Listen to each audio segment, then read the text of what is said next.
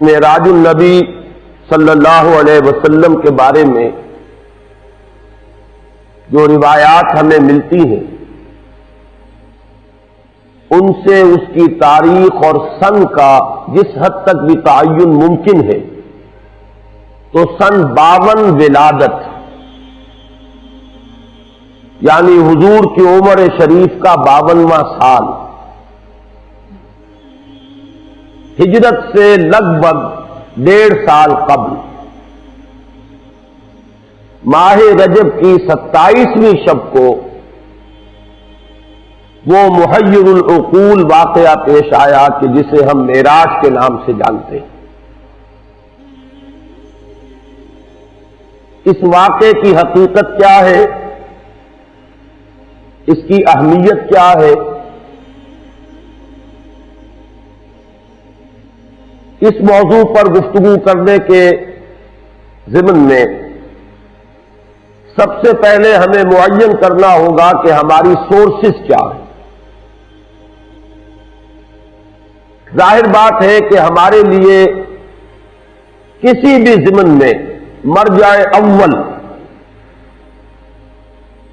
جو سب سے پہلی بنیاد ہے وہ قرآن مجید ہے۔ قرآن حکیم میں واقعہ معراج کا ذکر 2 مقامات پر صراحت کے ساتھ، یہ کوئی اشارے یا کنائے یا رمز یا ایما کا انداز نہیں ہے، نہ اس میں کوئی ابہام ہے نہ ایہام ہے، بلکہ صراحت کے ساتھ واضح الفاظ میں 2 مقامات پر ذکر ہے۔ اس سفر مبارک کے 2 ہی حصے ہیں، ایک اس کا زمینی حصہ ہے، مسجد حرام سے مسجد اقصی تک، اور ایک اس کا آسمانی حصہ ہے، مسجد اقصی سے سدرۃ المنتہا تک۔ چنانچہ قرآن مجید میں 2 مقامات پر اس واقعے کے انہی 2 حصوں کو جدا جدا بیان کیا گیا۔ 15ویں پارے کی بھی پہلی آیت ہے اور سورہ بنی اسرائیل کی بھی پہلی آیت، جس میں اس کے زمینی حصے کا ذکر ہے، سبحان الذی اسری بعبدہ لیلا من المسجد الحرام الى المسجد الاقصی۔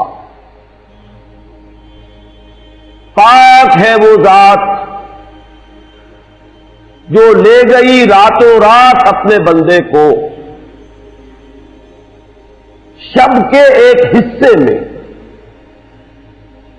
مسجد حرام سے مسجد اقصی تک، الذی بارکنا حولہ، جس کے ماحول کو ہم نے مبارک بنایا ہے، لِنُرِيَهُ مِنْ آیاتنا،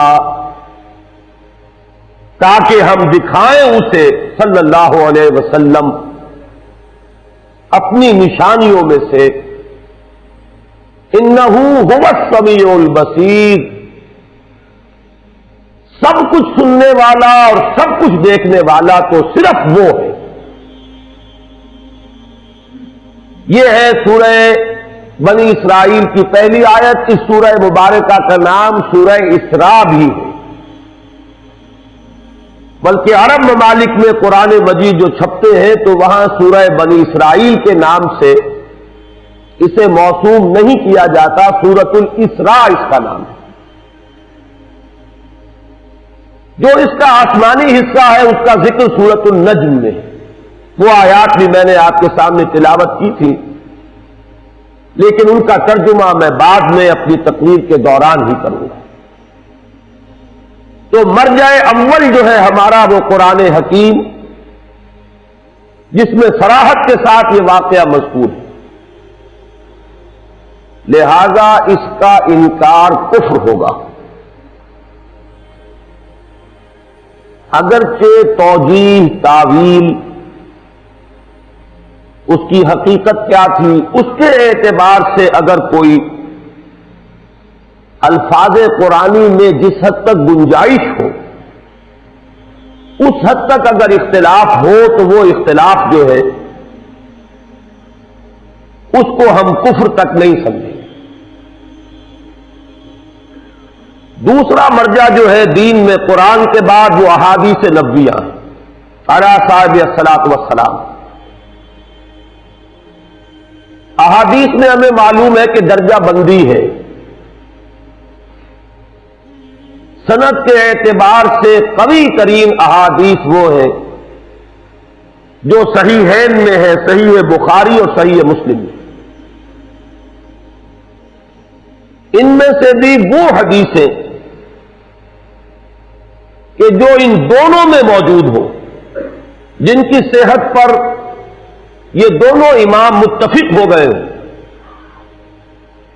وہ اپنی سند کے اعتبار سے قرآن مجید کے آس پاس پہنچ جاتی ہے۔ اس صراحت کے بعد یہ جان لیجئے کہ اگرچہ احادیث جن کی تعداد کثیر ہے، جن میں کہ واقعہ معراج کا ذکر ہے اور اس کی مختلف تفاصیل جو ہے مذکور ہے، تاہم جو نوٹ کرنے والی بات ہے وہ یہ ہے کہ کم سے کم 28 صحابہ ہیں کہ جن سے یہ واقعہ معراج مروی، چونکہ ایک ایک روایت کئی کئی صحابہ سے، اس اعتبار سے روایات کی تعداد تو بڑھ جائے گی، بہت کثیر ہوگی،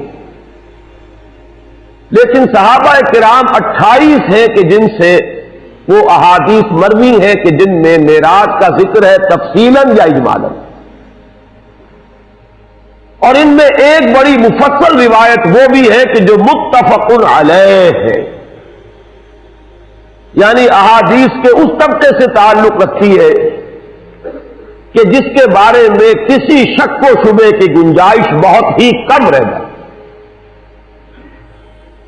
اس حدیث میں جو تفاصیل آئی ہیں انہیں ہمیں منو عن ماننا ہوگا۔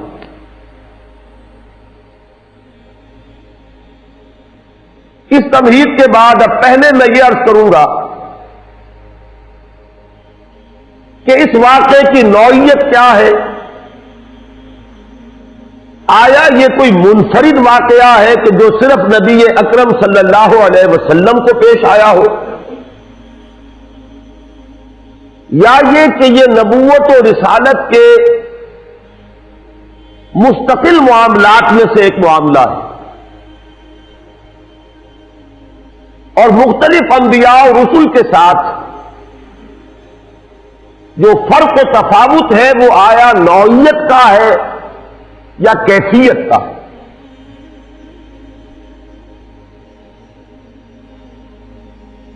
یہ بات جان لیجئے، مکاشفات، مشاہدات، یہ تو نبوت کا جزو لا ینفک ہے۔ اس کی وجہ یہ ہے کہ انبیاء اور رسل اس خدمت پر مامور ہوتے ہیں کہ وہ امور غیبی کی اطلاع دے جن پر ایمان لانا لوگوں کے لیے ضروری ہے۔ جنت ہے، دوزخ ہے، ملائکہ ہے۔ اب یہ چیزیں جو ہے یہ ہماری نگاہوں کے سامنے نہیں ہے۔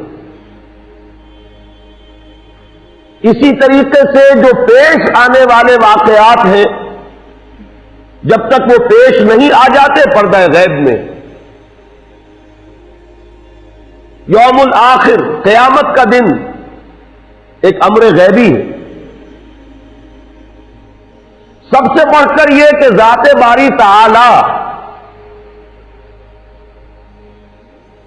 اب یا یوں کہہ لیں کہ وہ غیب میں ہے یا یوں کہہ لیں کہ ہم اس سے غیب میں ہیں، نتیجتاً کوئی فرق واقع نہیں ہوتا۔ میں نے آج جمعے کی تقریر میں بھی عرض کیا تھا کہ ہم یوں کہیں کہ ہمارے اور اس کے مابین غیب کا پردہ حائل ہے۔ یہ وہ چیزیں ہیں کہ جن پر ایمان لانا لا بد من، ہدایت کا نقطۂ آغاز ہی یہ ہے کہ ان کو مانا جائے۔ یہی وجہ ہے کہ سورہ بقرہ میں ہدایت کے لیے جو شرط اولین بیان کی گئی، الف لام میم ذالک الکتاب لا ریب فیہ ھدی للمتقین الذین یؤمنون بالغیب، یہ شرط اول ہے۔ اب جو ہستیاں اس خدمت پر مامور ہوئی ہوں کہ وہ ان امور غیبیہ پر ایمان کی دعوت دے، ظاہر ہے کہ انہیں تو ان پر بدرجہ تمام و کمال ایمان اور یقین ہونا چاہیے۔ جب تک وہ ایمان اور یقین ان کے اندر اپنے درجہ تمام و کمال کو نہ پہنچا ہوا ہوگا، وہ دوسروں تک اس ایمان بالغیب کو کیسے منتقل کریں گے؟ اب یہ بھی جان لیجئے کہ ایمان اور یقین کے مراتب ہیں۔ ایک یقین وہ ہے جو فکر و نظر اور تعقل و تفکر کے نتیجے میں پیدا ہو جاتا ہے۔ ایک یقین وہ ہے کہ جو خود ذاتی مشاہدے سے پیدا ہوتا ہے۔ اس سے بھی بلند تر ایک درجہ ہے کہ جو انسان کے ذاتی تجربے اور احساس سے ہوتا ہے۔ قرآن مجید میں اس کے لیے 3 اصطلاحات استعمال ہوئی: علم الیقین، عین الیقین، حق الیقین۔ علم الیقین یہ ہے کہ آپ نے استنباط کیا، استدلال کیا اور کسی چیز کا علم آپ کو حاصل ہوا، آپ کو یقین آ گیا۔ عین الیقین یہ ہے کہ آپ نے اس چیز کو دیکھا، اور حق الیقین کا درجہ اس سے بلند ہوگا، وہ انسان کے اپنے ذاتی تجربے کا ایک جز بن جائے۔ ایک مثال سے ان تینوں کو میں واضح کر سکوں گا، بڑی سادہ مثال ہے، آپ نے پہلے بھی شاید سنی ہو۔ اگر آپ کہیں دیکھیں کہ دھواں ہے تو آپ کو یقین ہو جاتا ہے کہ آگ ہے، اس لیے کہ آپ کو یہ کلیہ معلوم ہے، مسلسل مشاہدے سے یہ بات آپ کے علم میں ہے کہ دھواں اور آگ لازم و ملزوم ہے۔ اگر کہیں دھواں ہے تو آگ لگی ہوگی۔ آگ اگرچہ آپ نے نہیں دیکھی، لیکن دھوئیں کو دیکھ کر آپ نے استدلال سے، استنباط سے آگ کے وجود پر یقین کر لیا، یہ علم الیقین۔ اب آپ نے قدم بڑھائے، آپ بھاگے دوڑے، وہاں پہنچے اور آپ نے دیکھ لیا کہ آگ لگی ہوئی۔ یہ ہے اس سے بلند تر درجہ عین الیقین، جسے ہم کہتے ہیں عربی میں لیس الخبر کالمشاہدہ کالمعائنہ، کسی کے بتانے سے جو یقین پیدا ہوتا ہے وہ ویسا نہیں ہو سکتا جتنا خود دیکھنے سے پیدا ہوتا ہے۔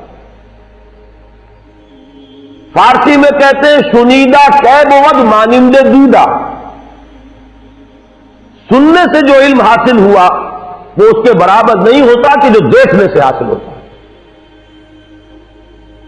اس سے جو اگلا درجہ ہے وہ اصل میں آگ کی اصل حقیقت کا ادراک ہے۔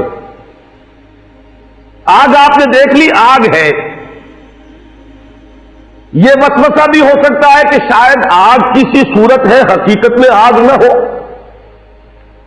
سورۃ النجم میں ہم دیکھیں گے ما کذب الفؤاد ما رأى، اس میں اشارہ اسی وسوسے کی طرف ہے کہ کسی وقت انسان ایک شے کو دیکھ رہا ہوتا ہے لیکن یقین نہیں آتا کہ میں ٹھیک دیکھ رہا ہوں۔ آنکھیں می بینیم یا رب ببیداریس یا رب یا بخواب، اے اللہ جو کچھ میں دیکھ رہا ہوں یہ بیداری میں دیکھ رہا ہوں یا خواب میں دیکھ رہا ہوں؟ دیکھ رہا ہوں لیکن یقین نہیں آ رہا۔ اس وسوسے کا ازالہ کلیتاً ہو جائے گا جب وہ آگ آپ کو چھو جائے. اب معلوم ہوگا یہ آگ صورت آگ نہیں، حقیقت آگ ہے، یہ واقعتاً آگ ہے. اور تبھی آپ کو اندازہ ہوگا آگ کہتے کسے ہیں. اگر کبھی انگارے نے آپ کے جسم کو چھوا نہ ہو اور ساری عمر آگ صرف دیکھی ہو تو دیکھی ہوئی بھی ہے، لیکن اس کی حقیقت کا علم آپ کو نہیں ہے جب تک کہ وہ آگ کہیں آپ کے جسم سے مس نہ ہوئی. یہ ہے وہ ذاتی تجربہ. انسان کے اپنے احساس تک جب رسائی ہو جاتی اس چیز کی تو یہ ہے حق الیقین. اب ظاہر بات ہے کہ انبیاء کو جو یقین منتقل کرنا ہے دوسروں میں، اس کے لیے ان کا تجربہ، ان کا معائنہ اگر یہ نہ ہو تو یقین کا وہ درجہ کبھی پیدا نہیں ہو سکتا کہ ان کی ہستیوں سے یقین متعدی ہو، لوگوں تک پہنچے، پھیلے. جیسے بھٹی اگر ہے آگ کی تو اس سے حرارت خود بخود نکلتی ہے اور دوسروں تک پہنچ جاتی ہے. یہ ہے اصل میں وہ سبب جس کی بنا پر عالم ملکوت کے مشاہدات اللہ تعالی انبیاء اور رسولوں کو کراتا ہے. یہ مکاشفات کی شکل میں بھی ہوئے ہیں، یہ رویا کی شکل میں بھی ہوئے ہیں، یہ حالت نوم میں بھی ہوئے ہیں، حالت بیداری میں بھی ہوئے ہیں. ان دونوں کے بین بین کی ایک کیفیت ہے، بین النوم والیقظہ، بیداری اور سونے کے درمیان کی کوئی کیفیت. اس میں کچھ چیزوں کو ممثل کر کے بھی دکھایا گیا ہے، بعض حقائق براہ راست مشاہدہ کرائے گئے. جیسے جیسے مراتب ہے ویسے ویسے ہی ان تجربات اور ان مشاہدات کا معاملہ ہے. سورہ انعام کی آیت نمبر 75 میں فرمایا وَكَذَلِكَ نُرِي إِبْرَاهِيمَ مَلَكُوتَ السَّمَاوَاتِ وَالْأَرْضِ وَلِيَكُونَ مِنَ الْمُوقِنِينَ. اسی طرح ہم ابراہیم کو دکھاتے رہے ملکوت السماوات والارض. ہماری جو خفیہ حکومت ہے اس کائنات کا جو ایک نظام ہے وہ ایک حکومت ہے، اللہ کی حکومت. اس کے بھی کارندے ہیں، اس کی سول سروس ہے، وہ ملائکہ ہے، لیکن یہ ہماری نگاہوں سے مخفی ہے. ملائکہ تو ہے، یہاں ہے، ہم میں سے ہر ایک کے ساتھ ہے، کرامن کاتبین موجود ہے، لیکن یہ کہ وہ مخفی ہے، وہ غیب میں ہے یا ہم اس سے غیب میں ہیں. اس عالم کا مشاہدہ کرایا جاتا رہا. کذالک نری ابراہیم ملکوت السماوات والارض. آسمانوں اور زمین کی وہ خفیہ حکومت، وہ غیبی حکومت، اس کے معاملات دکھائے جاتے رہے. اور اگلا ٹکڑا بہت اہم ہے میری اس گفتگو کے اعتبار سے، وَلِيَكُونَ مِنَ الْمُوقِنِينَ، تاکہ وہ صاحب یقین لوگوں میں سے بن جائے.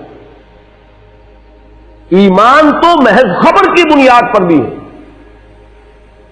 لیکن یقین کا جو درجہ جو میں نے عرض کیا ہے یہ اپنے مشاہدے اور اپنے تجربے میں جو آنے کے بعد یقین پیدا ہوتا ہے، اس درجے کا یقین انبیاء اور رسول کو دینا مقصود ہے.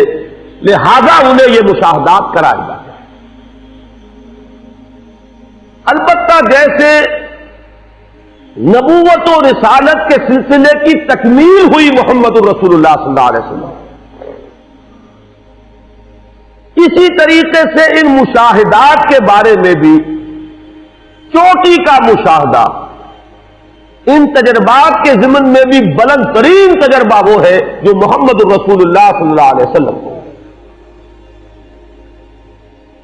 البتہ حضور کے بارے میں بھی یہ بات ضرور ذہن میں رکھیے کہ یہ واحد تجربہ نہیں ہے، بے شمار تجربات ہوئے. آپ نماز پڑھا رہے، استسقاء کی نماز، اور جنت آپ کے سامنے لے آئی گئی، اور بے اختیار آپ کا ہاتھ اٹھا کہ کوئی میوہ جو ہے اس جنت کے کسی درخت کا آپ توڑ لیں. یہ کنڈیشن ریفلیکس ہے، اس میں ارادے کو دخل نہیں ہوتا، یہ بالکل بے اختیار معاملہ ہے. جنت سامنے آ گئی، درخت ہے، ہاتھ بڑھا. پھر آگ لے آئی گئی، جہنم جو ہے سامنے لے آئی گئی، اور آپ پیچھے ہٹے، اس کی حرارت، اس کی گرمی، اس کی دہشت جو ہے اس کی وجہ سے۔ اور یہ نماز میں ہو رہا ہے، عالم بیداری میں ہو رہا ہے، حضور مجمع میں ہے، خلوت میں نہیں ہے، وہاں ہو رہا ہے۔ تو ہم تو مشاہدات کا احاطہ نہیں کر سکتے جو محمد رسول اللہ صلی اللہ علیہ وسلم کو۔ اس کے حوالے سے جو بات میں چاہتا ہوں معراج کے بارے میں کہ آپ ذہن نشین کر لیں، وہ یہ ہے کہ معراج کے ضمن میں جو روایات آتی ہیں ان میں بہت اختلاف ہے۔ ایک تو ہے مجرد وہ واقعہ، وہ تو متفق علیہ ہے۔ ایک ہے اس خاکے میں جو تفصیلات کا رنگ ہے، اس وہ جدا جدا ہے مختلف روایات میں۔ ان میں بھی ایک تو وہ چیزیں ہیں جو ایک دوسرے میں فٹ ان کر جاتی ہیں کہ ایک واقعہ آپ نے بھی دیکھا، ایک واقعہ ایک اور نے بھی دیکھا، آپ نے بیان کیا تو شاید اس کی کچھ اور ڈیٹیلز آپ بیان کریں گے۔ ہر شخص کا اپنا ایک ذوق ہے، اپنا ایک مزاج ہے، اسی کے اعتبار سے اس کے ریسیورز ہیں۔ ایک چیز آپ کے نزدیک آپ کے ذوق کے اعتبار سے اہمیت نہیں رکھتی، وہ آپ سنیں گے یاد نہیں رہے گی، بلکہ اس وقت بھی آپ کے ذہن میں آئے گی نہیں۔ ایک چیز کی طرف آپ کو زیادہ میلان ہے، اس کو آپ فوراً کیچ کریں گے، پکڑیں گے، محفوظ کر لیں گے۔ تو ایک ہی واقعہ بیان کیا جا رہا ہے، 2 افراد نے سنا، 5 نے سنا، وہ جب بیان کریں گے تو تھوڑا تھوڑا فرق ہو جائے گا، لیکن ان فرق کو آپ جوڑ کر ایک وحدت بنا سکتے ہیں۔ تو ایک تو ہے اختلاف اس نوعیت کا، اس میں تو کوئی کسی تعویل مزید کی کوئی ضرورت نہیں۔ کہیں یہ ہو جائے گا کہ ایک حصہ اس واقعے کا پہلے بیان کر دے گا، کوئی شخص بعد میں یاد آئے گا، وہ بات رہ گئی، اس کو بعد میں بیان کرے گا۔ یہ تقدیم و تاخیر، یہ چیزیں بھی بالکل سمجھ میں آنے والی ہے، عقل انسانی ان کو بآسانی جو ہے ریکنسائل کر سکتے۔ البتہ بعض باتیں ایسی ہیں کہ جو انریکنسیلیبل ہیں، وہ بالکل متضاد کی نوعیت کی۔ مثلا کہیں تو یہ بیان کیا گیا یہ سفر شروع ہوا حتیم سے، کسی واقعے میں ذکر ہو رہا ہے کہ اس کا آغاز ہوا کسی گھر سے، حضور کا اپنا گھر یا ام ہانی رضی اللہ تعالی عنہا کا گھر، حضور کی چچا زاد بہن۔ کسی میں الفاظ ایسے آ گئے ہیں، آخر میں ذکر کیا ثم استيقظت، تو پھر میں جاگ گیا، جس سے خیال ہوتا ہے کہ یہ سارا معاملہ حالت خواب میں ہوا، نیند میں ہوا، اس لیے کہ استيقظت کے معنی کوئی اور نہیں ہو سکتے، تعویل ممکن نہیں۔ تو یہ جو مختلف ڈیٹیلز ہیں کہ جو تضاد کی نوعیت کی ہے، ان کو باہم ایک دوسرے کے ساتھ جوڑنا ممکن نہیں ہے۔ اس کی تعویل بہت سے محققین کے نزدیک یہ ہے کہ واقعہ معراج بھی ایک بار نہیں ہوا، کئی بار ہوا، بجائے اس کے کہ اس میں سے ایک کو ہم قبول کریں دوسرے کو رد کریں۔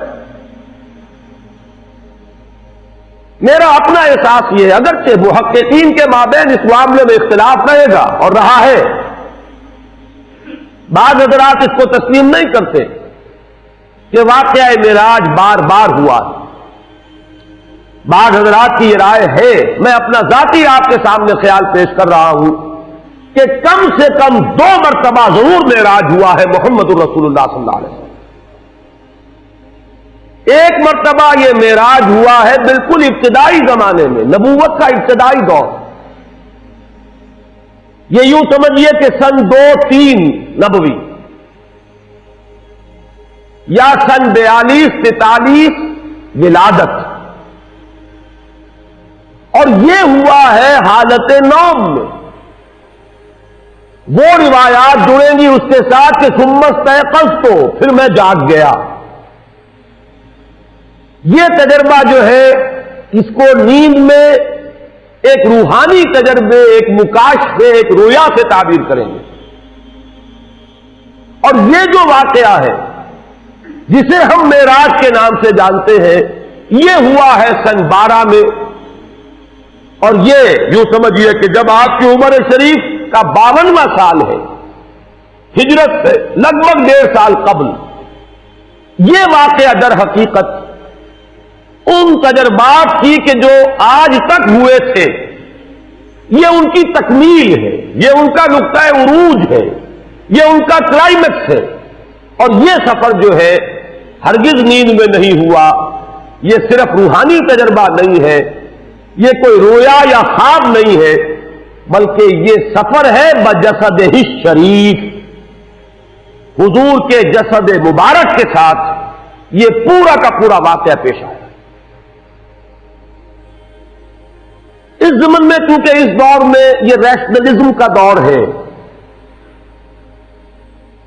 اگرچہ عام طور پر پڑھے لکھے لوگ جانتے ہیں 18 سینچری ریشنلزم، اس کو 18ویں صدی عیسوی سے منسوب کیا جاتا ہے،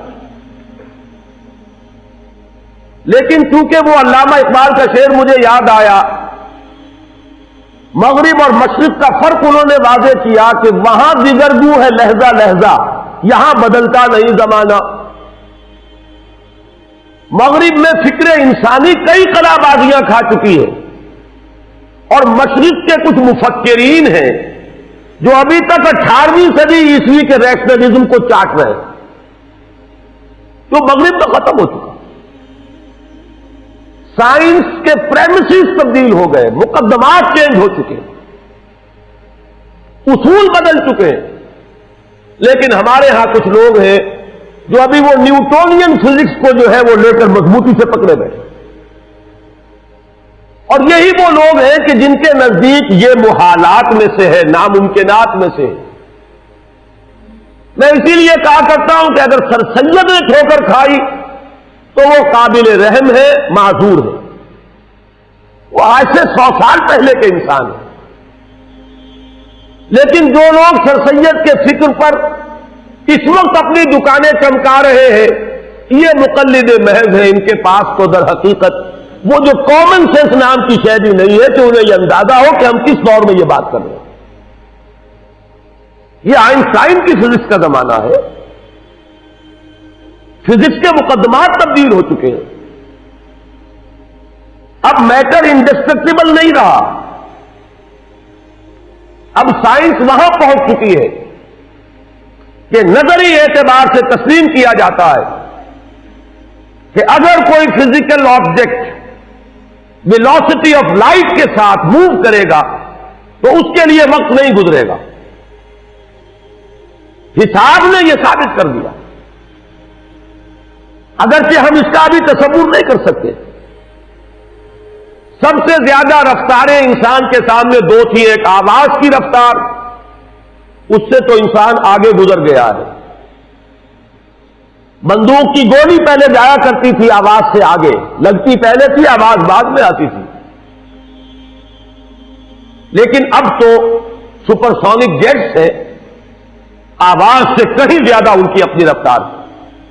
اب صرف ایک رفتار رہ گئی ہے، ویلوسٹی آف لائٹ، وہاں تک پہنچنے کا کوئی تصور ابھی ہمیں حاصل نہیں ہے، لیکن ہم جانتے ہیں کہ ممکن ہے،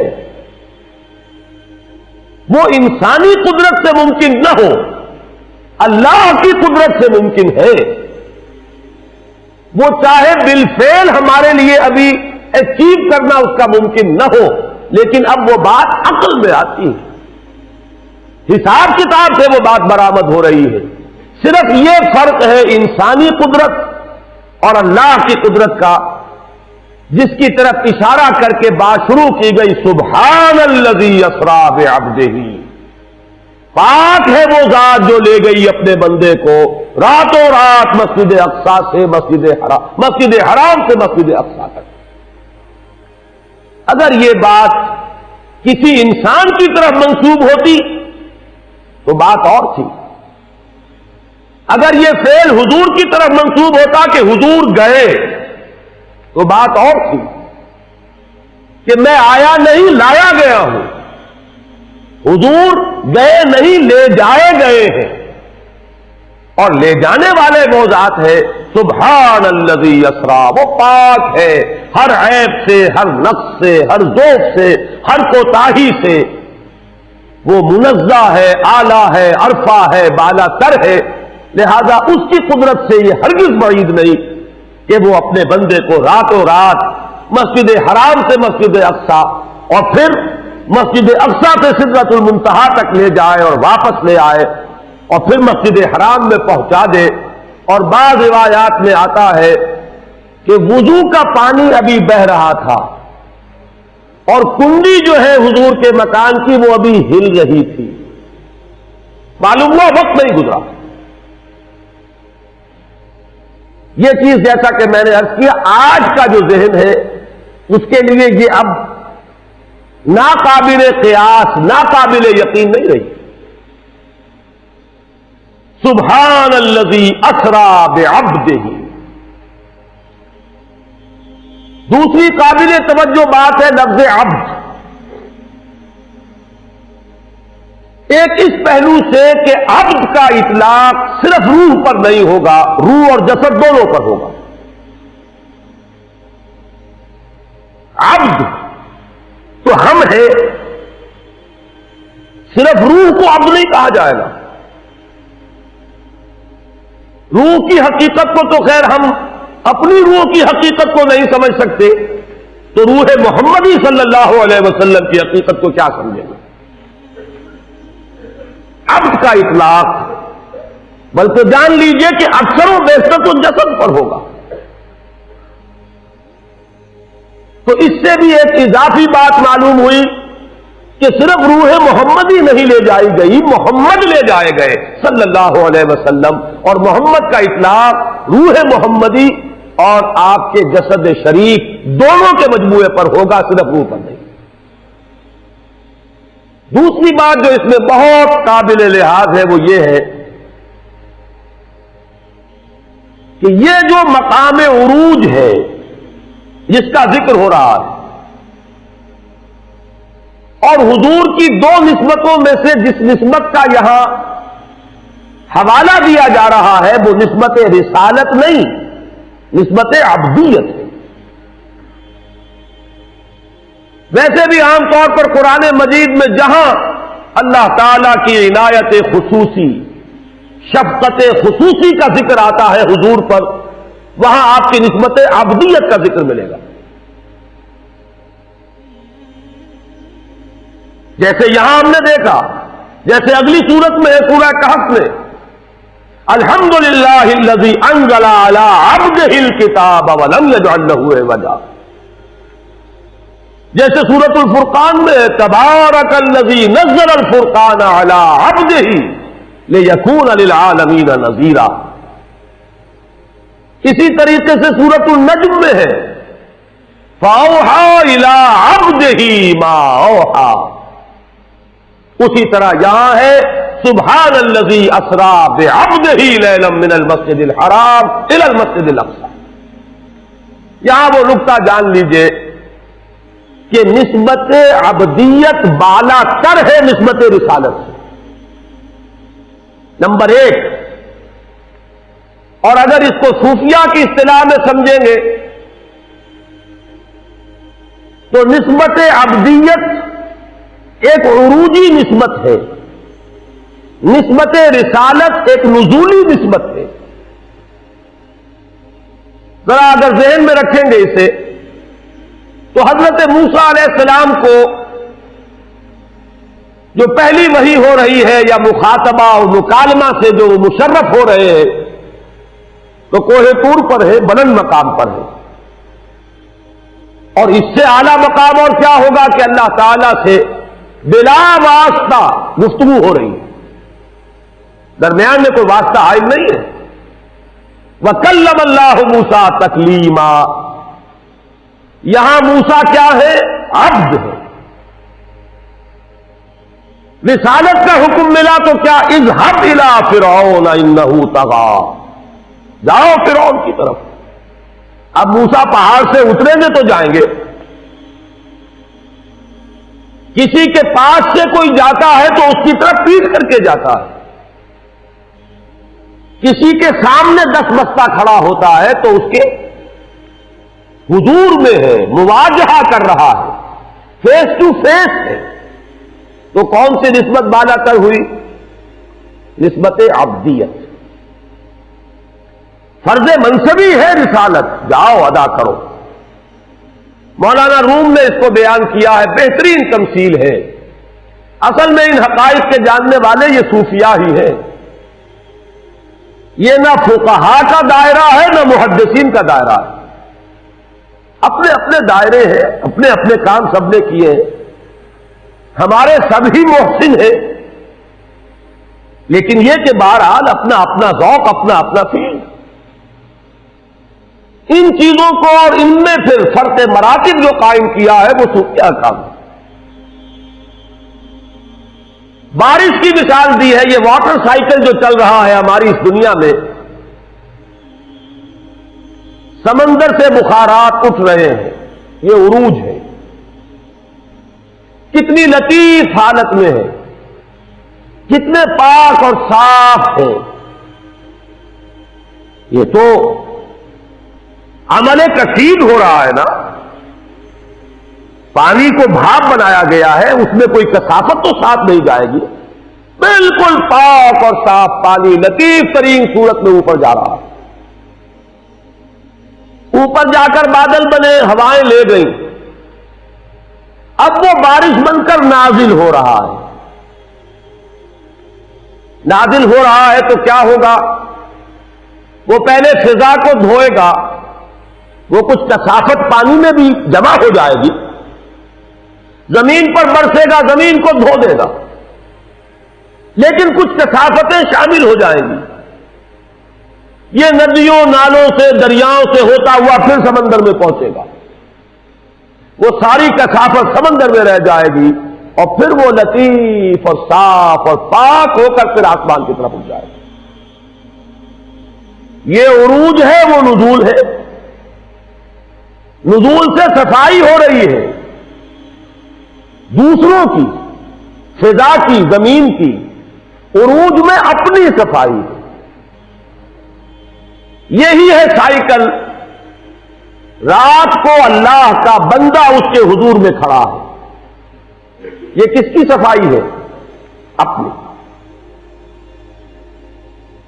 کس چیز کی صفائی ہے میں بعد میں بیان کر دوں گا، اسے کہیں اپنی کثافتوں پر قیاس نہ کر لیجئے، وہ کثافتیں ان کے پاس بھی نہیں ہیں۔ گر حفظ مراتب نہ کنی زندگی، لیکن پھر دن میں کیا حکم ہے؟ اب وہ نزول ہے، اس نزول میں کثافت آ جاتی ہے۔ کیا کثافت؟ کسی نے گالی دے دی، کچھ تکبر پیدا ہوگا کہ نہیں طبیعت میں؟ بالکل نہ ہونا ناممکن۔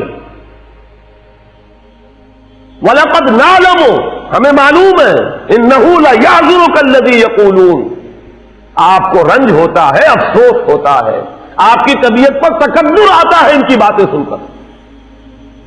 کسی نے مجنون کہہ دیا، کسی نے پاگل کہہ دیا، کسی نے شاعر کہہ دیا، اور وہ در بدر جا رہے ہیں، لیکن ہو کیا رہا ہے؟ تو اگر طبیعت پر کچھ تکبر بھی آ گیا ہے محمد الرسول اللہ صلی اللہ علیہ وسلم کے، اس تکبر کا بھی دور کیا جانا ضروری ہے۔ راتوں کو کھڑے رہیے۔ اب یہ عروجی نسبت ہے، یہ اوپر جا رہے ہیں، اور دن میں نزول فرمائیے، اور لوگوں کے دلوں کو صاف کیجیے، ان کے ذہنوں کو صاف کیجیے، ماحول کو صاف کیجیے۔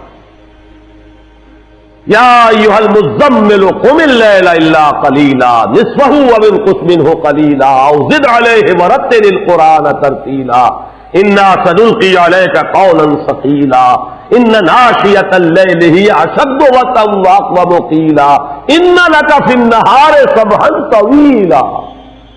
دن کے وقت تو آپ کے لیے بڑی مشقت ہے، بڑی محنت ہے، تبلیغ ہے، تلقین ہے، دعوت ہے، نصیحت ہے، کبھی اپنوں کی طرف سے تکبر ہو جاتا ہے۔ حضرت عائشہ سے ایک مرتبہ ہو جاتا ہے گھروں میں، کسی بات پر آپ ناراض ہوئے، آپ نے یہاں تک کہہ دیا کہ تمہارے ہاتھ ٹوٹ جائیں، اس کے بعد حضرت عائشہ کو دیکھا کہ وہ اپنے ہاتھوں کو دیکھ رہی ہیں. پوچھا کیا دیکھ رہی ہے؟ انہوں نے عرض کیا میں منتظر ہوں کہ کب نبی کی بد دعا کا اثر ظاہر ہو. اس پر آپ نے فوراً اللہ تعالی کی جانب رجوع کیا. اے اللہ میں انسان ہوں، میری زبان سے کبھی غصے میں بھی الفاظ نکل جاتے ہیں. اے اللہ تو ان کو قبول نہ کر لیجیے. ہے تکبر؟ غزوہ احد میں تکبر طبیعت میں ہوا تو ہے. کیف یہدی اللہ قوما خذبوا وجہ نبیہم بالدم.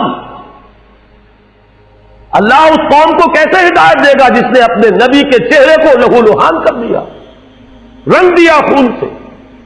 تکبر تو ہوا ہے. اسی طرح کا تکبر وہ ہے، اسی لیے تو کہا گیا سورہ مزمل میں وَاصْبِرْ عَلَىٰ مَا يَقُولُونَ وَاهْجُرْهُمْ هَجْرًا جَمِيلًا. تلوار کا وار تو محمد پر پڑا ہے غزوہ احد میں، لیکن زبانوں کی جو زخم تھے وہ تو لگ رہے تھے مکے میں بھی. اس تکبر کو بھی صاف کرنا ہے. تو یہاں بھی لفظ عبد کے حوالے سے ان حقائق کو ذہن نشین کر لیجئے. سبحان الذی اسرا بعبدہ. اسرا کہتے راتوں رات لے جانا.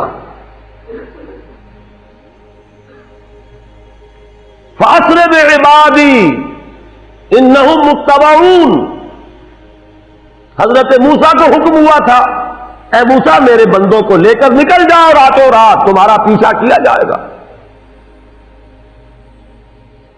تو حضور کے لیے بھی لفظ آیا سبحان الذی اسرا بعبدہ. اس کے بعد لیلن کیوں آیا؟ دوہرایا کیوں گیا؟ اس لیے میں نے ترجمے میں کیا تھا رات کا بھی ایک حصہ، پوری رات نہیں لگی، اس کا کوئی ایک وقفہ ہے، نہایت حقیر، نہایت قلیل، نہایت مختصر. من المسجد الحرام الى المسجد الاقصى الذي باركنا حوله لنريه من آياتنا انه هو السميع البصير. آیت کے آخری حصے پر بھی غور کر لیجئے. باقی وہ جو واقعات ہیں وہ میں حدیث کے حوالے سے آپ کو بتاؤں گا. مقصد کیا ہے اس کا؟ اپنی کچھ آیات کا مشاہدہ کرانا ہے.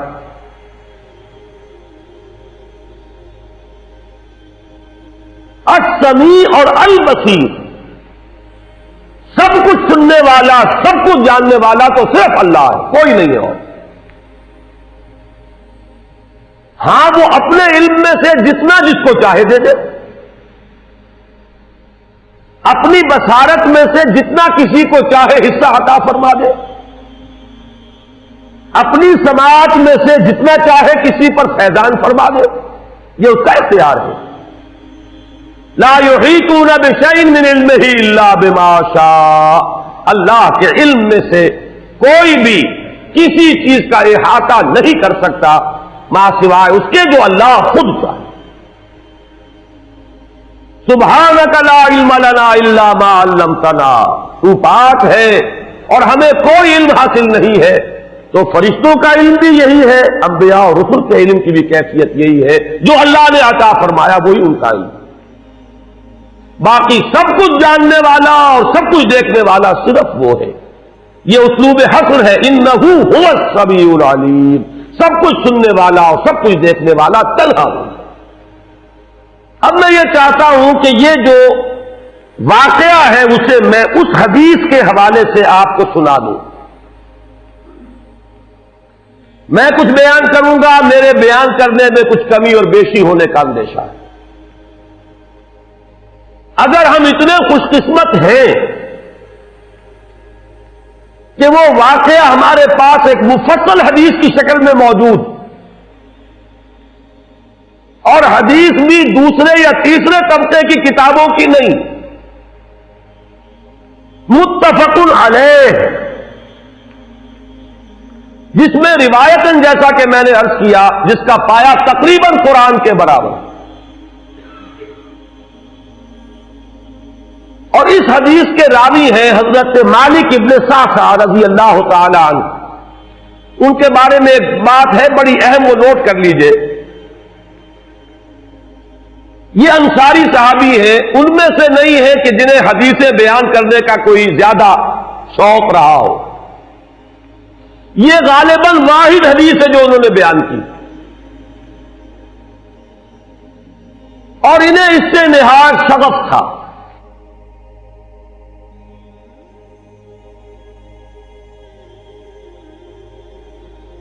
نہایت محبت کے ساتھ انہوں نے اس کو محفوظ کیا تھا، اس کے ایک ایک لفظ کی حفاظت کی تھی. چنانچہ بعض دوسرے وہ صحابہ بھی جنہوں نے خود حضور سے یہ بات سنی ہوئی تھی، اب ایک تو وہ خود براہ راست روایت کر رہے حضور سے کہ ہم نے سنا، حضرت انس ابن مالک رضی اللہ تعالی عنہ خود، لیکن وہ صحابہ بھی ان کی خدمت میں خاص طور پر حاضر ہو کر ان سے اس روایت کو سنتے تھے، اس لیے کہ اس روایت میں ان کا درجہ بہت بلند ہے، ان کو اس سے بہت شغف تھا.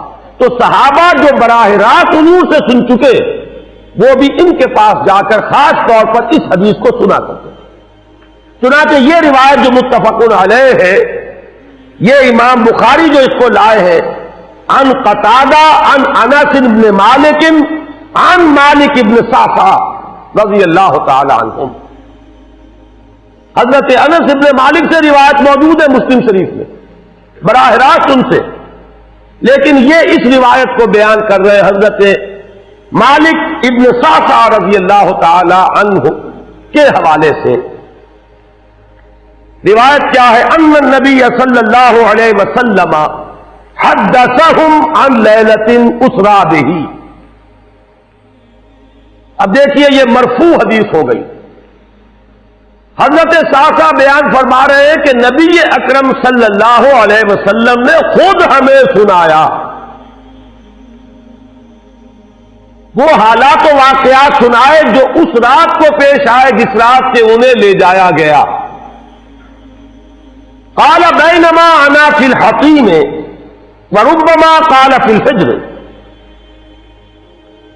حضور فرماتے ہیں کہ میں اسی اثنا میں کہ میں حتیم میں تھا، اور ایک دوسری روایت میں الفاظ حجر آئے ہیں، وہ بھی کہتے ہیں اسی حصے کو. مضطجعا میں لیٹا ہوا تھا.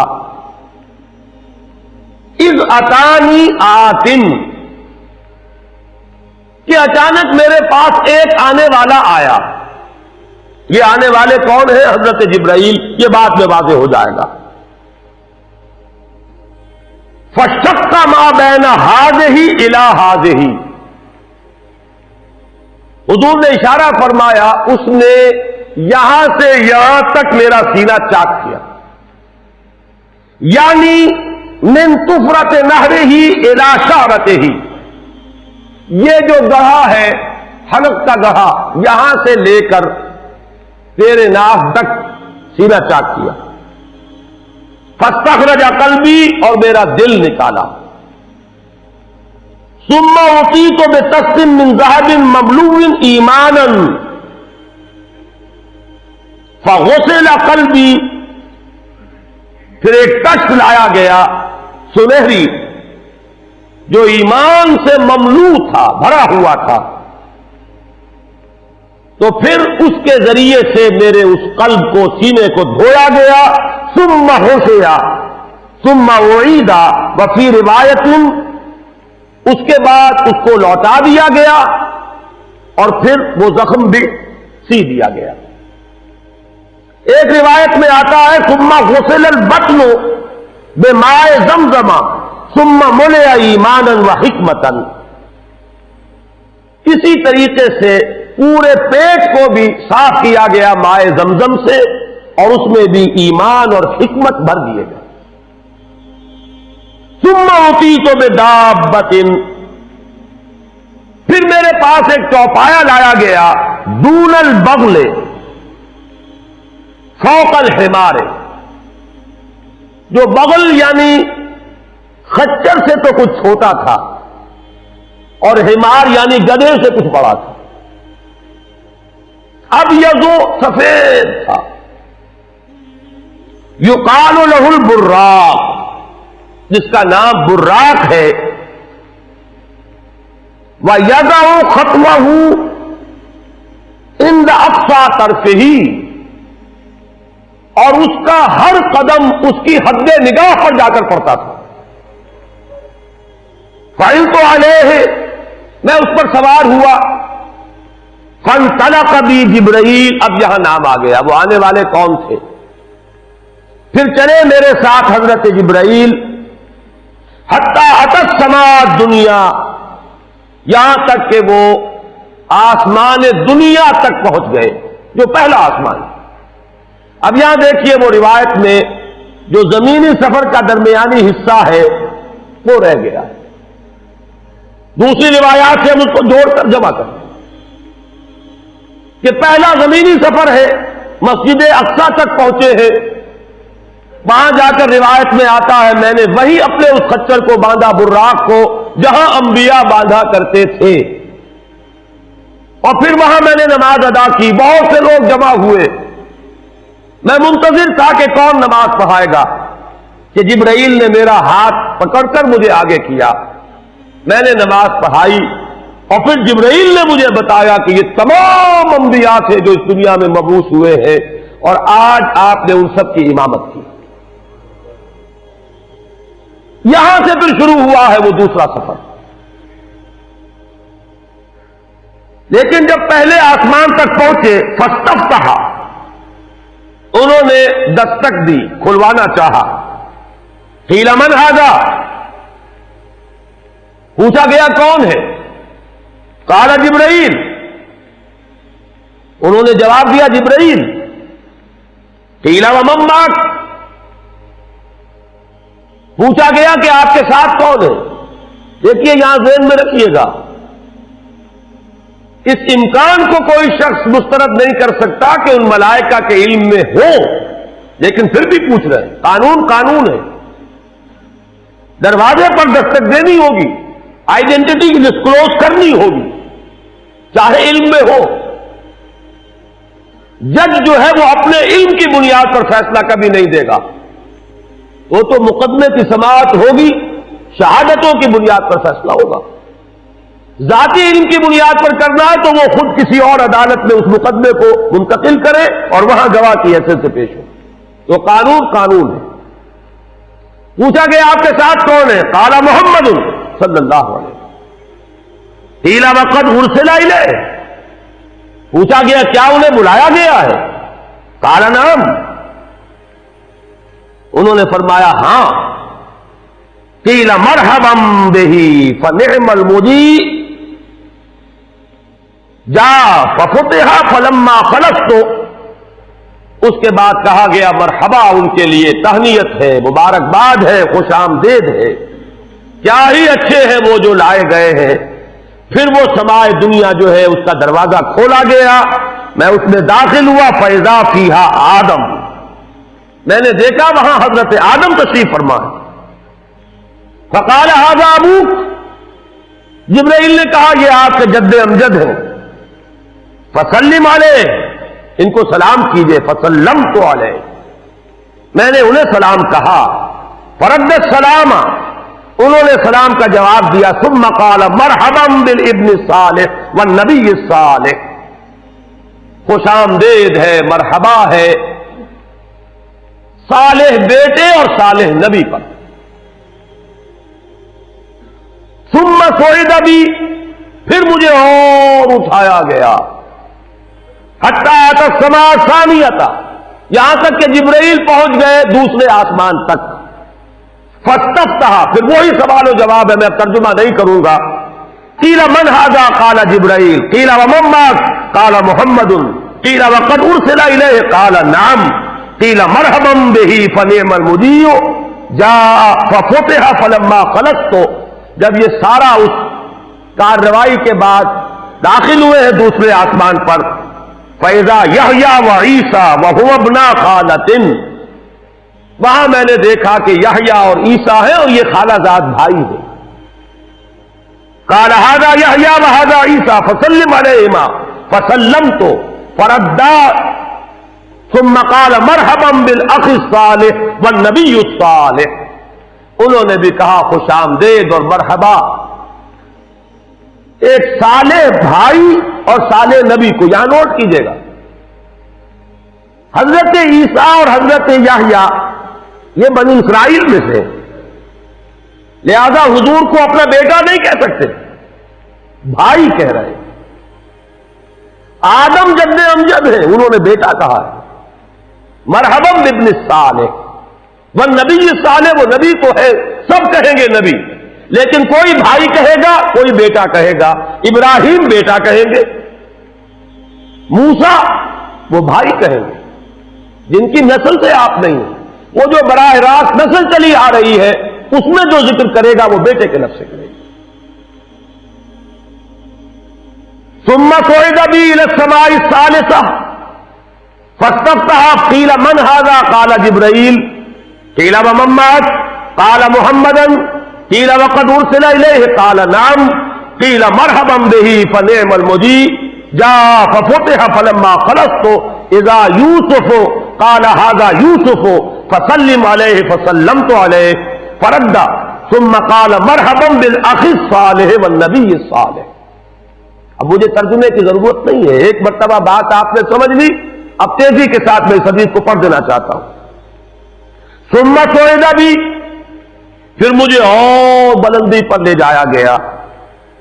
حتی اتی السماء الرابعة فاستفتح قیل من هذا قال جبرائیل قیل ومن معك قال محمد قیل وقد ارسل الیہ قال نعم قیل مرحبا به فنعم المجیء جاء ففتح فلما خلصت فاذا ادریس فقال هذا ادریس فسلم علیہ فسلمت علیہ فرد ثم قال مرحبا بالاخ الصالح والنبی الصالح. یہاں ملاقات ہوئی حضرت ادریس علیہ السلام سے. ثم صعد بی حتی اتی السماء الخامسة فاستفتح قیل من هذا قال جبرائیل قیل ومن معك قال محمد قیل وقد ارسل الیہ قال نعم قیل مرحبا به فنعم المجیء جاء ففتح فلما خلصت فاذا هارون قال هذا هارون فسلم علیہ فسلمت علیہ فرد ثم قال مرحبا بالاخ الصالح والنبی الصالح. ثم صعد بی حتی اتی السماء السادسة فاستفتح قیل من هذا قال جبرائیل قیل ومن معك قال محمد قیل وقد ارسل الیہ قال نعم قیل مرحبا به فنعم المجیء جاء ففتح فلما خلصت فاذا موسیٰ قال هذا موسیٰ فسلم علیہ فسلمت علیہ فرد ثم قال مرحبا بالاخ الصالح والنبی الصالح. چھٹے آسمان پر یہ حضرت موسیٰ سے ملاقات ہوئی. فلما جاوزت بکا، جب میں آگے بڑھا تو حضرت موسیٰ روئے. قیل ما یبکیک، ان سے پوچھا گیا کہ آپ کو کیا چیز رلا رہی ہے؟ قال ابکی لأن غلاما بعث بعدی، کہ مجھے اس بات پر رونا آ رہا ہے یہ نوجوان محمد صلی اللہ علیہ وسلم، یہ میرے بہت بعد ان کی بعثت ہوئی ہے. يدخل الجنة من امته اکثر ممن يدخلها من امتی، میرے بہت بعد آنے کے باوجود ان کی امت میں سے جنت میں داخل ہونے والوں کی تعداد میری امت کے مقابلے میں بہت زیادہ ہوگی.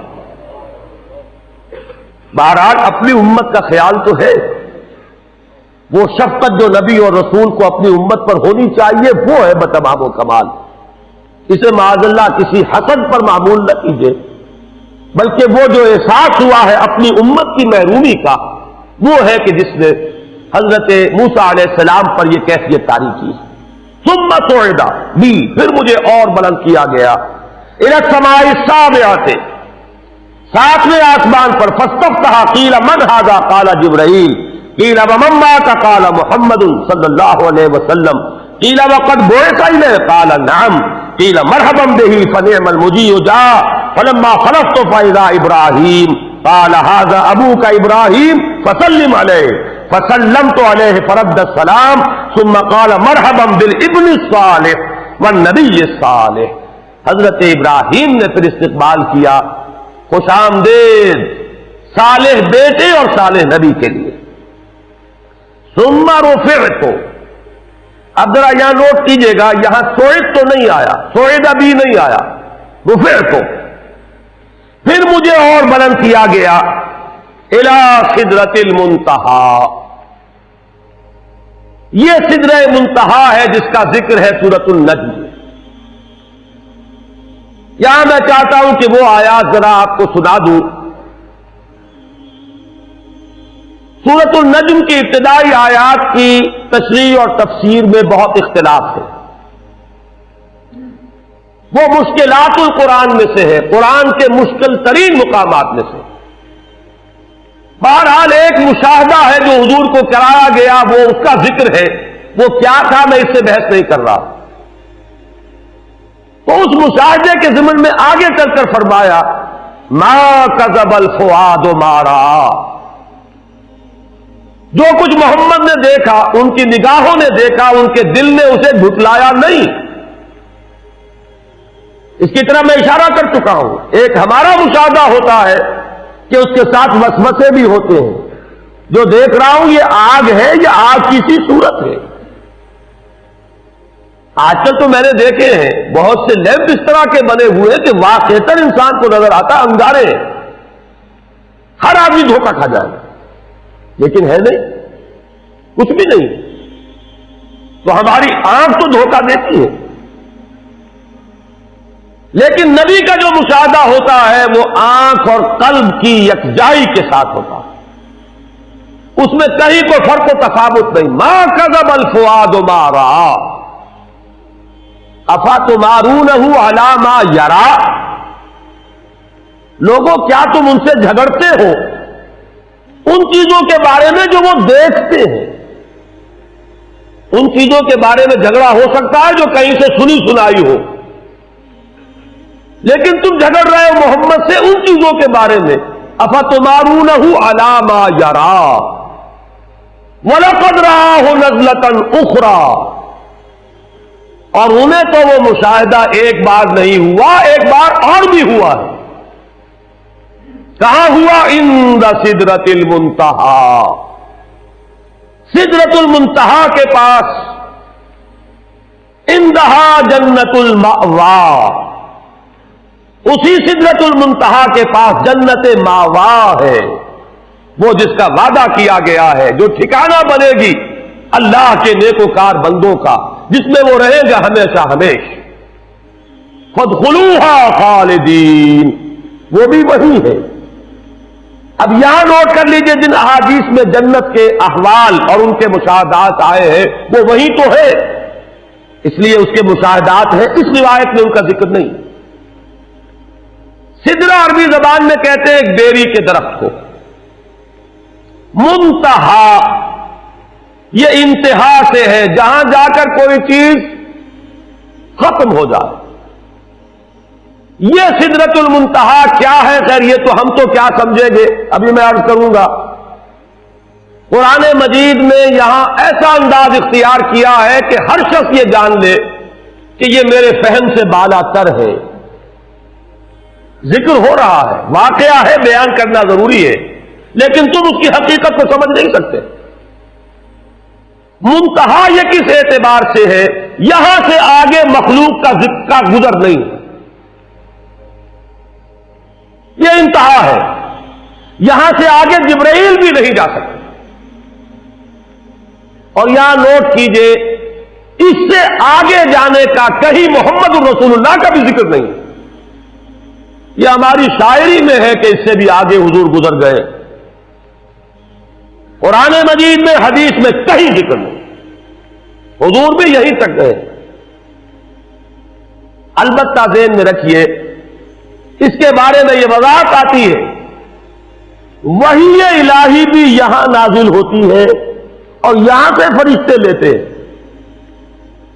جو چیز اترتی ہے وہ بھی اولاً یہاں بلا واسطہ، آگے کوئی واسطہ نہیں ہے.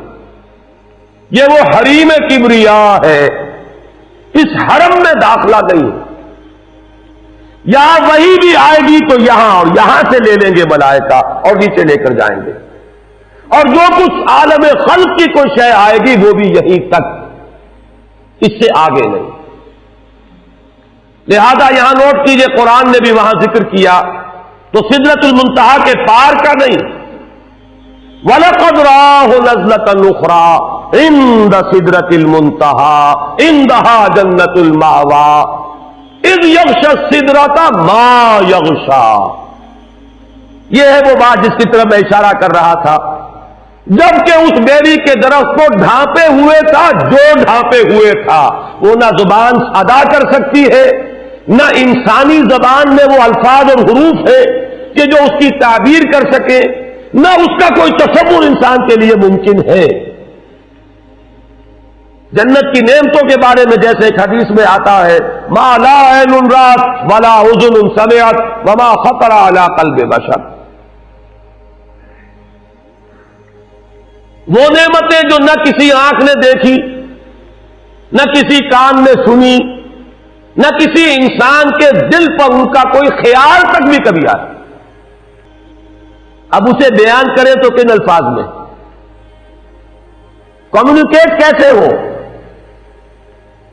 کمیونیکیشن تو ہوتی ہے کسی ایسے چیز کے حوالے سے جس کا آپ کو تجربہ ہو، آپ کی دید یا شنید میں آئی ہو، آپ کے ذہن میں اس کا کوئی تصور ہو، اس کے حوالے سے ہو سکتی ہے بات۔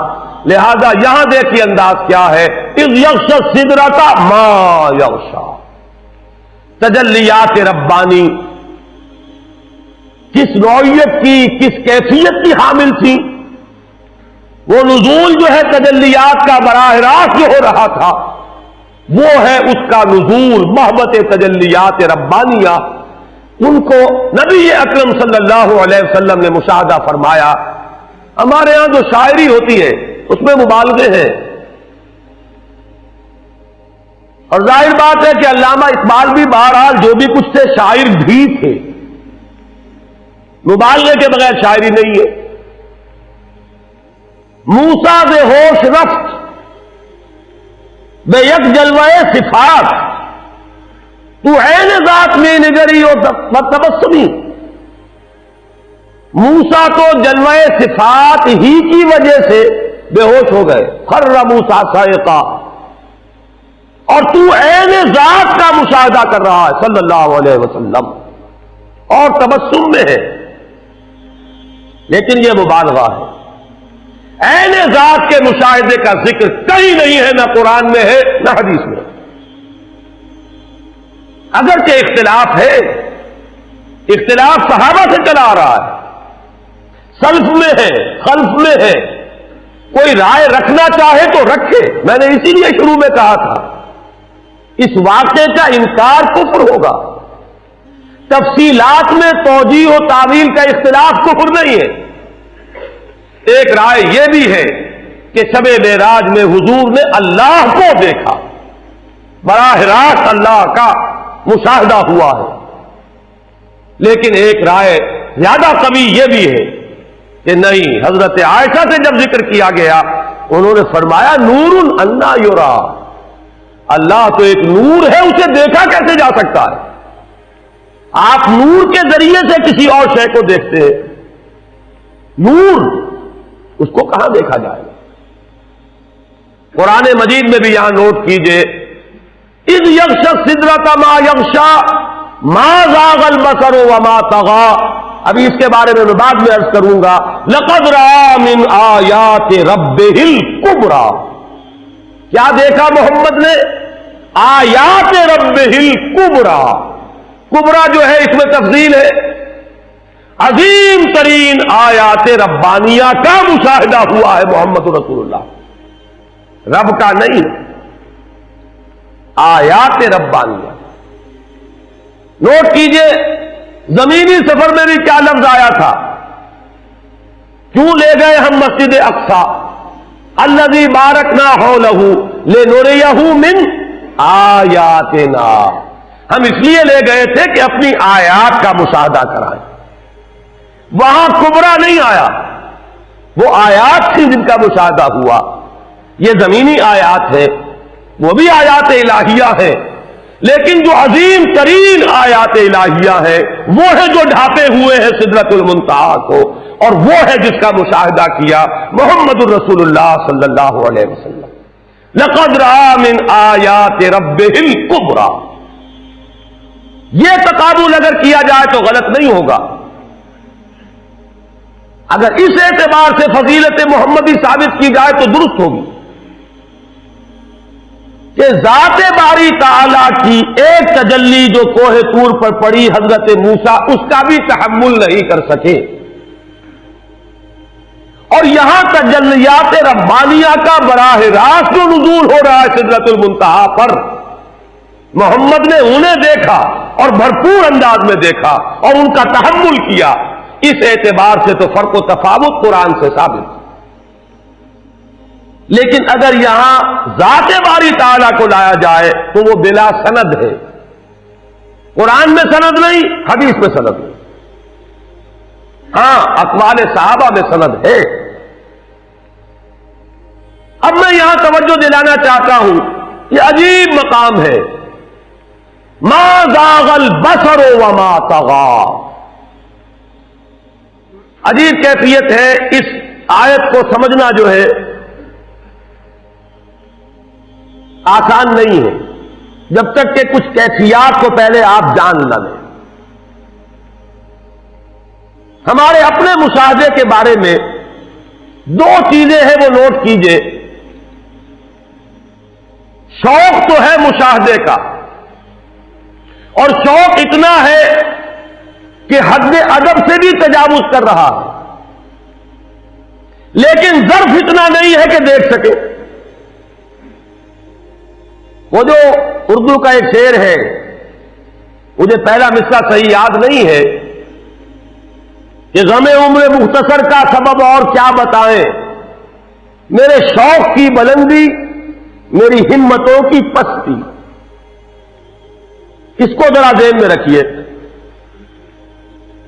شوق بہت بلند ہے، دیکھنا بہت کچھ چاہتے ہیں، لیکن آنکھیں چکا چوندھ ہو جاتی ہیں، دیکھ ہی نہیں سکتے۔ ظرف نہیں ہے کہ دیکھ سکے، اگرچہ طبیعت میں شوق اتنا ہے کہ بے ادبی کی حد تک، حد ادب سے بھی تجاوز کے لیے آمادہ ہے، لیکن دیکھ نہیں سکتے۔ اس کو اقبال نے، میں سمجھتا ہوں کہ یہی مقام ہے قرآن کا، کہ جس کی کیفیات کو جیسے عربی میں کہتے ہیں کہ تعرف الاشیاء بازدادہا، کسی شے کی حقیقت کو اس کا جو اینٹونیم ہو، اس کی جو ضد ہو، اس کی حقیقت کے حوالے سے پہچانا جا سکتا ہے۔ رات کی حقیقت دن کے تقابل سے سمجھ میں آتی ہے، اور دن کی حقیقت رات کے تقابل میں سمجھ میں آتی ہے۔ اب دیکھیے اقبال کا وہ شعر جو اس نظم میں ہے، جو میرے نزدیک ان کے اردو کلام کا کلائمیکس ہے، ذوق و شوق، اور اس کے بھی آخری حصے کا شعر ہے یہ، عین وصال میں مجھے حوصلہ نظر نہ تھا، گرچہ بہانہ جو رہی میری نگاہ بے ادب۔ دونوں اعتبارات سے جو ضد ہے اس کو لائے ہے اقبال۔ میری نگاہ میں بے ادبی تھی، میری نگاہ چوری چوری بھی کچھ دیکھ لینا چاہتی تھی، جس کا دیکھنا ادب کے خلاف ہے، لیکن حوصلہ نظر نہیں، دیکھ نہیں سکتے۔ عین وصال میں مجھے حوصلہ نظر نہ تھا، گرچہ بہانہ جو رہی میری نگاہ بے ادب۔ اس کو ذہن میں رکھیے، اور اب یہاں دیکھیے، ما زاغ البصر وما طغى، وہ مشاہدہ جو محمد کر رہے ہیں صلی اللہ علیہ وسلم، وہ بحث میں کر چکا، مشاہدہ کس چیز کا ہے، ذات باری تعالیٰ کا یا اللہ کی تجلیات خصوصیہ کا، آیات رب الکبریٰ کا۔ لیکن مشاہدے کی شان کیا ہے؟ نگاہ جمی رہی، یہ ہے ظرف محمد کا صلی اللہ علیہ وسلم، نگاہیں چکا چوندھ نہیں ہوئی، نہایت تیز روشنی ہو، نگاہ اس کا تحمل نہ کر سکے، آپ نگاہ ہٹائیں گے۔ ما زاغ البصر، نگاہ ٹیڑھی نہیں ہوئی، کج نہیں ہوئی، جو کچھ دیکھا ہے نگاہ کو ٹکا کر دیکھا ہے، مشاہدہ کیا ہے، بھرپور کیا ہے، پورے ظرف کامل کے ساتھ کیا ہے، پورے تحمل کے ساتھ کیا ہے، لیکن وما طغا، حد سے تجاوز نہیں کیا، بے ادبی کا کوئی امکان نہیں ہے۔ طغا طغیانی، حد سے نکلنا، دریا کو اپنی موت کی طغیانیوں سے کام، کشتی کسی کی پار ہو یا درمیان رہے، یہ طغا ہے، حد سے تجاوز۔ نہ یہاں حد سے تجاوز تھا، وہ مقام ادب بھی ہے۔ العبد عبد وان ترقى والرب رب وان تنزل، بندہ بندہ ہی ہے، وہاں پہنچ کر بھی محمد مقام بندگی سے تجاوز نہیں کر رہے ہیں۔ فاوحى الى عبده ما اوحى، وہاں بھی حال یہ ہے کہ ما زاغ البصر وما طغى، نگاہ نہ کج ہوئی، نہ چندیائی، نہ ہٹی، اور نہ ہی اس نے حد سے تجاوز کیا۔ لقد رأى من آیات ربہ الکبریٰ، انہوں نے مشاہدہ کیا اپنے رب کی عظیم ترین آیات۔ اب ظاہر بات ہے کہ وہ نہ کہنے میں آنے والی باتیں ہیں، اللہ تو کہہ سکتا ہے لیکن ہماری زبان کے الفاظ تحمل نہیں کر سکتے۔ کلام الہی نازل تو ہوا ہے ہماری زبان کے الفاظ میں، یہ الفاظ اس کا تحمل نہیں کر سکتے، اس لیے اس کو مجمل رکھا۔ اذ یغشی السدرۃ ما یغشی ما زاغ البصر وما طغى لقد رأى من آیات ربہ الکبریٰ۔ اب یہاں میں آپ کو اس روایت کی طرف دوبارہ لے جا رہا ہوں۔ ثم رفعت الى سدرۃ المنتہی، پھر مجھے اٹھایا گیا سدرۃ المنتہی تک۔ فإذا ابنتها مثل قلال حجر وإذا ورقها مثل آذان الفیلۃ۔ حضور اب ہماری زبان میں کچھ بات سدرۃ المنتہی کی سمجھا رہے ہیں کہ اس کے بیر تو مٹکوں کے سائز کے تھے اور اس کے پتے ہاتھی کے کان جتنے بڑے تھے۔ قال ھذا سدرۃ المنتہی، جبرائیل نے کہا یہ ہے سدرۃ المنتہی۔ فإذا أربعة أنہار نہران باطنان و نہران ظاہران، میں نے وہاں 4 نہریں دیکھی، 2 نہریں تھی کہ جو ظاہر بہ رہی تھی اور 2 وہ تھی کہ جو چھپی ہوئی تھی، خفیہ تھی۔ قلت ما ھذان یا جبرائیل، میں نے پوچھا جبرائیل یہ کیا ہے؟ قال اما الباطنان فنہران فی الجنہ، یہ جو ڈھکی ہوئی نہریں جا رہی ہیں یہ تو جنت کی نہریں، ان میں ایک کوثر ہے اور دوسرا سلسبیل ہے۔ واما الظاہران فالنیل والفرات، اور یہ جو ظاہر ہے نہریں یہ وہ ہیں جو دنیا میں جن کا تمہیں نظر آ رہا ہے پرتو مادی، اور وہ ہے دریائے نیل اور دریائے فرات۔ ثم رفع الى البیت المعمور، پھر اٹھائے گئے حضور بیت المعمور تک۔ ثم اعطیت باناء من خمر واناء من لبن واناء من عسل، پھر میرے سامنے یہ بیت معمور کیا ہے یہ بھی جان لیجئے۔ یہ در حقیقت اس سمائے سابعہ پر، 7ویں آسمان پر خانہ کعبہ کا اصل جو ہے اللہ کا گھر، جس کا یہ ظل اور سایہ اس دنیا میں ہے، خانہ کعبہ یہ ہے وہ بیت المعمور، جس کے بارے میں ایک اور روایت میں الفاظ یہ آئے ہیں، اس میں روزانہ 70,000 فرشتے داخل ہوتے ہیں، اور جو فرشتہ ایک مرتبہ داخل ہوا ہے آج تک اسے دوبارہ داخل ہونے کی نوبت نہیں آئی۔ اسی طریقے سے وہ فرشتے ہیں جو طواف کرتے ہیں خانہ کعبہ کا۔ پھر جان لیجئے یہ ہماری نگاہوں سے مخفی عالم غیب کی ایک دنیا ہے اپنی جگہ، چاہے ہمیں نظر نہ آئے۔ پھر میرے سامنے 3 برتن لائے گئے، ایک دودھ کا اور ایک شہد کا اور ایک شراب کا۔ فاخذت اللبن، میں نے دودھ والا پیالہ اٹھا لیا۔ قال ہی الفطرہ، حضرت جبرائیل نے توثیق کی کہ یہ ہے اصل میں آپ کا انتخاب درست ہے، یہ فطرت ہے، فطرت اللہ التی فطر الناس علیہا، یہی جو فطرت انسانی سے قریب ترین شے ہے اس کا آپ نے انتخاب کیا. اتت انت علیہا و امتک، اسی فطرت پر اے محمد آپ بھی ہے اور آپ کی امت بھی ہے. ثم فرضت علیہ صلوات 50 کل یوم، ایک اور روایت میں الفاظ آئے ہیں، اس میں اس کی وضاحت نہیں ہے کہ 3 چیزیں حضور کو یہاں عطا کی گئی. ایک تو 50 نمازیں جو فرض ہوئی، ایک دن رات میں 50 نمازیں، اور ایک سورہ بقرہ کی آخری 2 آیات جو تحفہ اللہ نے دیا محمد کو امت کے لیے صلی اللہ علیہ وسلم. آمن الرسول بما انزل الیہ من ربہ والمؤمنون کل آمن باللہ وملائکتہ وکتبہ ورسلہ. یہاں سے لے کر آخر تک فانصرنا علی القوم الکافرین تک یہ 2 آیات، یہ جنت کے خزانوں میں سے 2 خزانے ہیں جو شب معراج کو عطا ہوئے ہیں محمد رسول اللہ کو بطور تحفہ امت کے لیے. اور تیسری بات یہ کہ اے نبی آپ کی امت کے لیے یہ خصوصی بات ہے کہ آپ کی امتیوں کے گناہ کبیرہ بھی بغیر توبہ کے معاف ہو سکیں گے. یہ خصوصی تحفے ہیں جو امت کے لیے لے کر آئے محمد صلی اللہ علیہ وسلم. 3 تحفے، نماز جو اس معراج میں فرض ہو رہی ہے اور اسی کو حضور کہہ رہے ہیں الصلاۃ معراج المؤمنین، اہل ایمان کے لیے یہ بمنزلہ معراج ہے.